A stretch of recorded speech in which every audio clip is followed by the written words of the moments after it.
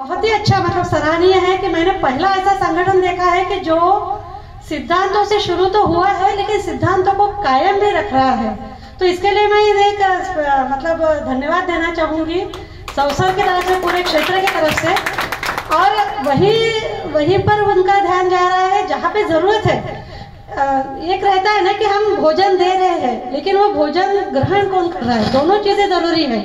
भोजन देना है ठीक है, हम दान कर रहे हैं, लेकिन लेने वाला भी सचमुच में भूखा हो, नहीं तो वो भोजन का अर्थ नहीं रहता।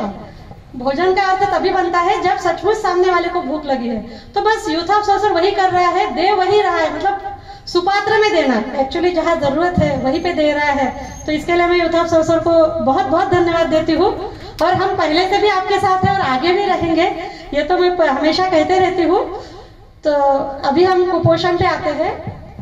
अगर हम कुपोषण को एक समझ के चले, आज हमें लगता है कि हम भारत बहुत प्रगतिशील हो गया है, हमारे यहाँ अन्न की कमी नहीं है, सब कुछ अच्छा है। लेकिन अगर ग्रामीण क्षेत्र में हम जाते हैं, हमें बहुत दूर जाने की जरूरत नहीं है। अभी जैसे कल भी मेरे पास एक पत्रकार बंधु आए थे, मैं नाम नहीं लेना चाहूँगी, उन्होंने भी बताया कि जैसे कुछ गांव है, जामला पानी है या कुछ, उन्होंने मुझे 2-3 गांव बताए। मुझे बोल रहे थे मैम आप वहाँ भी सेवा देने आइए 2 घंटे। मैंने कहा हम कहीं भी आएंगे, आप बताइए। तो कुछ गांव ऐसे है। कुपोषण 2 प्रकार का है। एक कुपोषण इस वजह से है कि सचमुच उन्हें भोजन नहीं मिल रहा है, ये भी एक कारण है। लेकिन कुपोषण के 2 कारण है। एक है कि उन्हें भोजन नहीं मिल रहा है, पर्याप्त मात्रा में नहीं है, पोषण नहीं है, माता का पोषण नहीं है। एक बच्ची जब बढ़ती है, बढ़ती उम्र में उसे पोषण नहीं मिल रहा है, जब वो माँ बनने वाली है तब भी उसे पोषण नहीं मिल रहा है। एक बच्चा जब जन्म ले रहा है उसके बाद भी उसे पोषण नहीं मिल रहा है।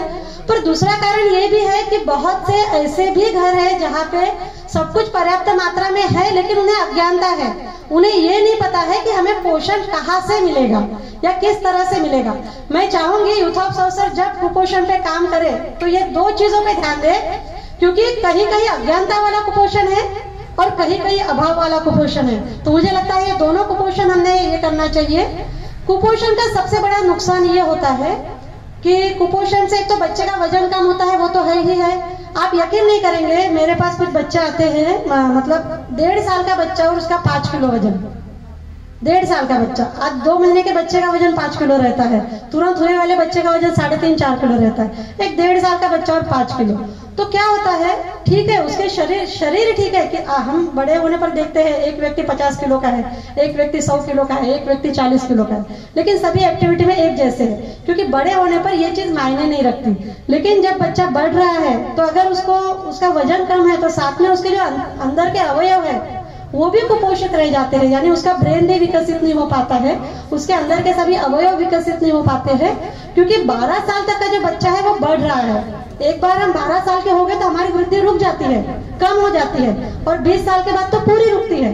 इसीलिए सबसे ज्यादा कुपोषण आपको दिखेगा 12 साल के अंदर, उसमें भी सबसे ज्यादा 1 साल के अंदर, फिर 5 साल के अंदर, फिर 12 साल के अंदर, ऐसे उसके ग्रुप बनते हैं। और 12 साल के बाद कुपोषण उस मात्रा में कम रहता है, क्योंकि 12 साल के बाद के बच्चे को समझता है कि मुझे ये खाना है, मुझे क्या खाना है, वो बता सकता है। और बड़ा जब हम 20 साल के हो जाते हैं उसके बाद हमारा शरीर बढ़ता नहीं है, हमारा शरीर उसके बाद सिर्फ क्या करता है, हमारे शरीर को सुचारू कार्य करने के लिए जो लगता है वही न्यूट्रिशन लेता है। लेकिन उसके पहले क्या है, उसके पहले शरीर बढ़ रहा है, हड्डियां बढ़ रही है, वजन बढ़ रहा है, हाइट बढ़ रही है, अवयव बढ़ रहे हैं, इसलिए उस वक्त पोषक मात्रा की जरूरत ज्यादा होती है। तो यही गांव में बहुत विकराल रूप है इसका। हम बोलते हैं कि 20 साल पहले था, कागजों पे, मुझे सर को पता होगा, कागजों पे कुपोषण को बहुत ज्यादा कवर कर दिया है, लेकिन हम रियलिटी में जाके देखें तो गांव में आज भी 50% से ज्यादा बच्चे कुपोषित है, और ये सच है।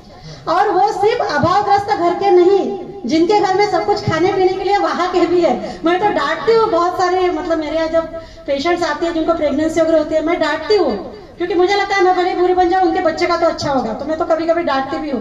तो दोनों कुपोषण पे आप ध्यान दीजिएगा, यही मेरा आपके लिए सुझाव रहेगा। और आपने मुझे ये बोलने का मौका दिया उसके लिए सभी का धन्यवाद।